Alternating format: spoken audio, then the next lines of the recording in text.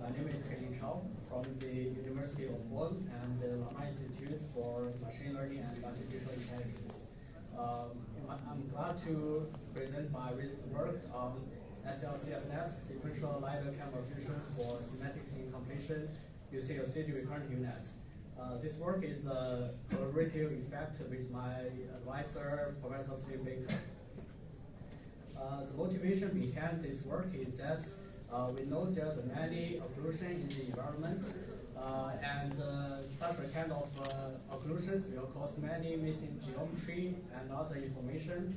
So this missing geometry will strictly limit the performance of perception systems. We can see this diagram. We can get what we can get from the environment is just the observed surface, which I labeled as a green line in the diagram. What have we know implicitly is that we know the area between the sensor and observed surface, there's some empty space, or called observed frame. And we don't know is the occluded part, which shows in the blue area. So, but one thing we can do is to try to estimate the occluded area from what we have observed in the data. So that is thinking of the semantic scene completion. We know the camera and LiDAR has complementary effect.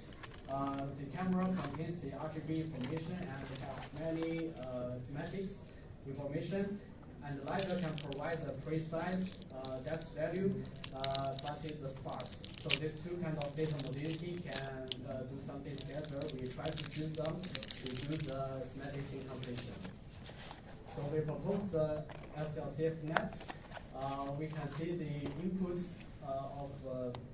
the input is one RGB image and the corresponding sparse depth map. This depth map is a back project from the LiDAR measurements.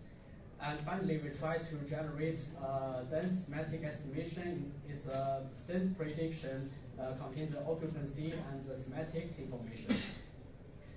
This model contains three parts: the feature extraction, projection, and the scene generation. So the first one is the feature extractions. We try to extract the information from the two kind of data modality into two channels. The first one we use pre-trained 2D UNet to extract the 2D semantic feature from the RGB image. And in the other channel, we use the power of depth analysis to generate a relative depth estimation. And we also scale in this relative depth estimation using the original LiDAR measurements. So we get a dense depth prior. And then we back project the 2D semantic feature into 3D space using this kind of depth prior. We designed a module called the GDP, and this finally generates plausible 3D features. Then we fed these 3D features into the recurrent 3D UNet to generate the final estimation. To utilize the information from previous frame, we designed a 3D recurrent UNet. That means we contain the information from historical information in a hidden feature, and then propagate this information to the current estimation. To highlight of this module is first the GDP module. Is try to back project 2D to 3D. And another one is the 3D recurrent UNet into the interframe feature propagation. So the thinking of GDP module is the short for the Gaussian-decay Depth-prior Projection. So we assume that there's a 2D feature located at pixel P. We can know that we can project this feature into the 3D space along the line of sight. If we don't know the depth, if we don't know the distance of this pixel to the camera, we can see all the voxels which pass by the line of sight is a probability related to this feature. But actually, we have the depth prior get from the depth anything. So we model this kind of thing as a Gaussian decay function. That means the pixel located as a depth prior has the most probability related to this feature But if far away to the depth-prior, it has less probability. That means we don't fully trust the depth-prior, but we also want to use this kind of information. The next part, the second part is a 3D recurrent unit. We use a kind of a combo of alignment and concatenation. Because the 3D convolutional neural network could keep the spatial orders in the latent space. So this kind of alignment and concatenation can not only be used in the output layer, but also used for the latent space. Here is the quantitative and qualitative results. We evaluate our approach on the SemanticKITTI validation set, and we compare with some of the previous work. We report a bunch of numbers. We outperforms in both scene completion and the semantic scene completion task, and get almost the best results in every category.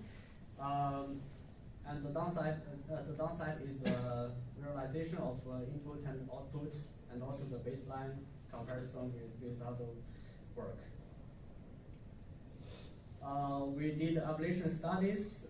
First, for the variance in GDP, we used the Gaussian-decay function in the GDP module, and the variance means how will we trust the depth-prior. If we set the variance very small, that means we fully trust the depth-prior. But if we set the variance very large, that means we although we know the information of depth-prior, we give the equal weight to each of the voxel along the line of sight. From the experiment result, we get the voxel will peak at the 16 voxel sizes. So the model gets the best performance. But with the increasing of the variance, there's a much more computational result that have to be used. And another ablation study is for the policy of how to initialize the hidden layer, because we did use a recurrent unit to use the information from previous frame. So we designed a learnable initializations, which are much better than the zero initialization and random initialization. And some tips we summarize.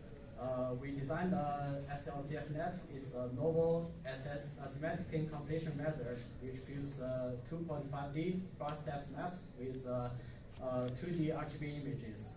This kind of combo is adapted to various sensor configurations.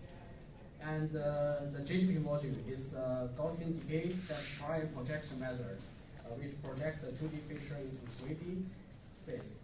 And the mechanism that propagate the feature from a previous frame to the current frame based on the alignment and the concatenation.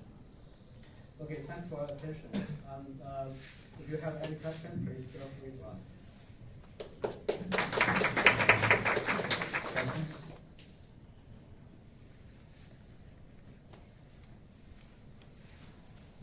Yeah. So in SemanticKITTI, as far as I remember, you only have one camera which sees the front, but the LiDAR is 360 degrees. So do you only try to complete the front view or the 360 degree? Yeah, you can. See, yeah, maybe you can see the this area. You may see there's some shadow area. Only the light area is located at in the field of view of camera. But below the LiDAR is 360. So actually, we just use part of the LiDAR measurements. Just located as the field of view of camera. Mm-hmm. Okay. And so you predicted depth with depth anything model, but for LiDAR points, for some pixels, you actually have the depth information from the LiDAR. Yeah. So like this kind of creates an asymmetry in the model. I guess, how do you handle this? Can you give some? Yeah, so actually the depth density model is very powerful that can predict the relative depth for any of the image. But actually, when I try to use it in my configuration, it still has some scale problem. So the depth sensing could provide very dense estimation for each of the pixel, but it still have some scaling problem. So I combine with raw data from the LiDAR measurements, and after scaling, it gets the best performance. So that is what I set for the experiments. Okay, but do you do that before training your model? Yeah, sure. I use this information. No, the same configuration for training and test. Also, did you think of using a attention-based or transformer model instead of a recurrent neural network? Yeah, transformer is a good way, but it's not occurring in this work. Okay, thank you. Actually, I have the same question regarding scaling. So, do you consider LiDAR depth as the true depth or the depth anything depth? How do you merge those depths? So do you mean I said different kind of way to use depth sensing and measurements? So yeah, how are you merging it? How do you merge them? Okay. So basically, the depth sensing provides some API. You can just simply use RGB image. Then you can get depth, but it's a relative depth. You know, when we try to just estimate the depth from an RGB image, we don't know the how far away for one pixel. We just know a relative. It's relative far or relative near. So it's but we combine with real world value. That is the LiDAR measurement. Do this scaling, and you can get a very dense and precise results.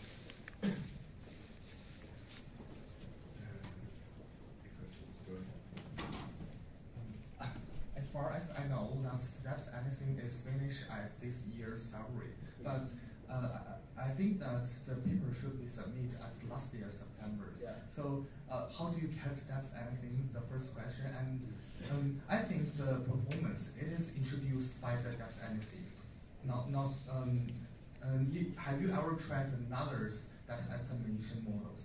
So yes, I have ever tried. So actually,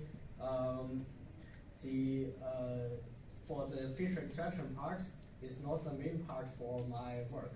So actually, I can use many much approach to get the depth prior. But then it can be modified. Finally, the most important part is scene generation, because you try to predict the missing geometry. It's just a data pre-process. So it's the same. You mean that you can change to another depth estimator, but your performance is still the best? Yeah. Okay, that's good.